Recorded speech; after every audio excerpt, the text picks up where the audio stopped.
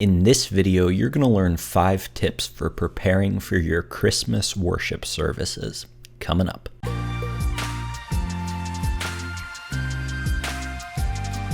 Hey there, my name's Spencer from leadingworshipwell.com, your daily dose of practical worship leading tips. If you want to find those tips, head over to Instagram or Facebook at Leading Worship Well, where I'm posting new worship leading tips every single day. But you're here on YouTube, so go ahead and hit the subscribe button down below. And I was going to say, let's get into it. But just before we get into it, I know you want to see my ugly Christmas sweater, so it looks like this. But let's get into it, because today we're talking about preparing for your Christmas services. And that's right, the Christmas season is here. And if you haven't already started planning, it's time to plan right now. But whenever you're in the process, I want to give you these 5 tips to help you lead worship well this Christmas season. Tip number 1 is this: don't neglect traditional Christmas songs. You know, all those carols that maybe you like, probably a lot of you don't like them, but either way, you know they've got like a million chords in them and they're really hard to play. So you try to avoid them, and they have like a million words in them too. So you try to avoid them. Well, don't neglect those, because the people in your church, they want to hear those, and they don't just want to hear them, they want to sing them this Christmas season. So give them the opportunity to sing those Christmas carols, the ones that maybe you don't like so much. It's not about you, it's about leading the people of your church well and serving them. So serve them in that way.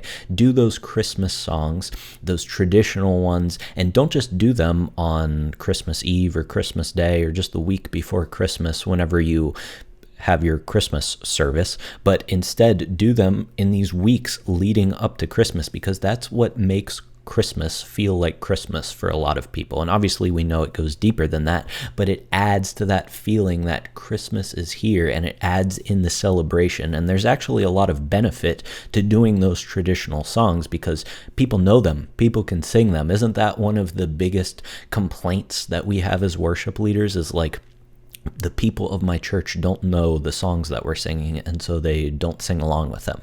Well, you have no excuse during the Christmas season, because we have a whole list of songs that people know super well. They grew up singing these songs all the time, and they're right there for us to use. So use the traditional Christmas songs. But there is something that goes along with that, which leads us into tip number 2. Tip number 2 is teach your church that these traditional carols, these traditional Christmas songs that we just talked about in tip number 1, teach them that those songs are actually worship songs. Teach your church that the Christmas carols that they're so familiar with and they love to sing are actually worship songs, just like any other worship song that you would sing in a church gathering. And the reason that you need to teach them that is because for a lot of people, those Christmas songs just feel nostalgic, and it feels good to sing them, and they like to sing them, and that's why they want to sing them. But ultimately, we aren't at church to just sing songs for the sake of singing songs. We're there to worship God. And as the worship leader, it's your job to point people in that direction. So let them know that these songs that they're so familiar with are worship songs. Whenever you're super familiar with a song, it's really easy to just kind of turn your brain on autopilot and not really think about the words that you're saying. So maybe in your speaking transitions to your church before these songs, just pick out a line and explain it in depth, and even actually go as far to say, hey, I know this song is really familiar to you and we all love it, but I want to remind you that this is a worship song and we're singing this to God, or maybe we're encouraging each other with this song. But let them know that Christmas songs are worship songs. By the way, next week I'm going to have a video that comes out that gives you 5 speaking transitions to guide people in teaching them that these Christmas songs are worship songs. I'm going to say that like 50 times, because that's kind of the theme of my Christmas this year, is I want to teach people that those songs that they know and love are worship songs. So be on the lookout for that next week. Good reason to subscribe down below so you don't miss it. I'm going to share with you 5 speaking transitions, all written out for you. You could pretty much just copy them and say what I say, although I suggest you use your language, but that'll be out next week. Tip number 3 is to not neglect modern Christmas worship songs in your planning either. I think we can either go one of two ways. Either we like all of the super new stuff and we don't do the older stuff except for like 1 week out of the year, or maybe you're on the other side where you lean into those traditional songs but you don't do the modern songs. Well, I think there's benefit in those modern songs too, because those help us connect on a deeper level, and we don't have that familiarity that breeds nostalgia and just turning our brain on autopilot. So whenever you introduce a new modern Christmas worship song that maybe people aren't quite as familiar with, then it forces them to think about the words that you're singing and ultimately think about the Christmas story and why you're all gathered to celebrate. So don't neglect those modern worship songs. If you want a list of what I think are like the top 20 modern worship songs for this year, you can find it in the link in the description down below. I've got a whole list of 20 modern worship songs for you. Tip number 4, find time to rest. I know this is like the busiest season of the year. You've got a million things going on. You've got a bunch of different gatherings that you've got to prepare for and attend, but you still need to rest. And if you make the commitment to rest this Christmas season, it's going to pay massive dividends in ultimately how you lead the people of your church, because a well-rested leader is a leader who can lead well. I don't know. I need to come up with a better phrase for that. But you know what I'm saying. Whenever you're rested, you just lead better. So make the commitment to rest. God doesn't say just take a Sabbath whenever it's not Christmas season. He just says take a Sabbath. So take a day off every week. I guarantee you, if you just commit to taking a day off, you will still get everything that you need to get done.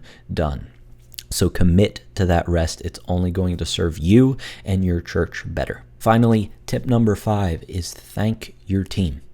Let them know that you are thankful for them. You're so excited to serve alongside them. You're grateful for the extra work that they put in this season, because it's not just you doing all the extra work. At least I hope it isn't just you doing all the extra work, but the team that is surrounding you, they're putting in a lot of extra work too. So just thank them and let them know that you're thankful for them serving in this season, but ultimately this year, because Christmas is the end of the year too. So let them know that you've been thankful for how they've served this entire year, and that will make them feel good. It'll make them want to keep doing it, because as I've talked about before, one of the currencies that your volunteers work in, because we don't usually pay volunteers, one of the currencies that they work in is thanks. It's just simply saying thank you. And that's so easy to do, to shoot a text out to your team. Maybe right now, type one up and just say, hey team, thank you so much for all the extra effort that you put in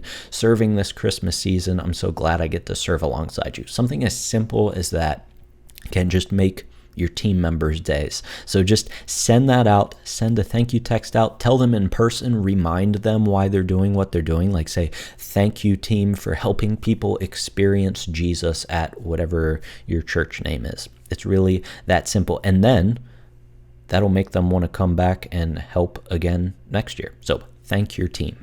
So those are my top 5 tips for preparing for your Christmas worship services, but I have a little something more for you, and it's a free 7-day devotional for worship leaders just like you who are preparing to lead worship this Christmas season. It's called 7 Days to Leading Christmas Worship Well. It's completely free. All you have to do is click the link down in the description below. In it, I walk you through the process of preparing to lead worship well this Christmas. So I show you how to engage people who only come to church once a year, because there's always those people who only come to church once a year during Christmas, and you can either choose to ignore them or you can choose to engage them and try to include them in your worship gatherings. I give you some more tips for preparing to lead on Christmas, and then I show you how to take care of your team as well. And there's a bunch more stuff in there as well. So if you're interested in that free 7-day devotional, you can click the link in the description below. Once again, my name is Spencer Cormany from Leading Worship Well, your daily dose of practical worship leading tips. And thanks so much for joining me today. I'd love if you leave a like on this video. It helps other worship leaders find these videos so that they can be resourced to help lead worship well. But until I see you next time, Merry Christmas and keep leading worship well.